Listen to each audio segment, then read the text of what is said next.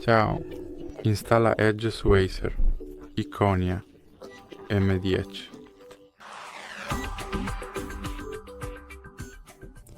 Quindi devi iniziare aprendo il tuo Google Play Store, poi clicca sulla barra di ricerca e digita Edge.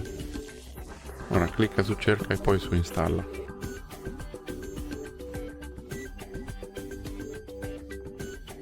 E ora puoi cliccare su Apri.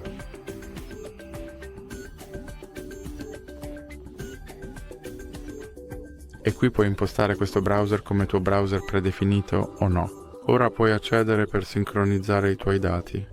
Conferma impostazioni. Microsoft Edge è installato e pronto per usare. È tutto. Il video? Se ti è piaciuto ricorda di mettere un mi piace e iscriverti.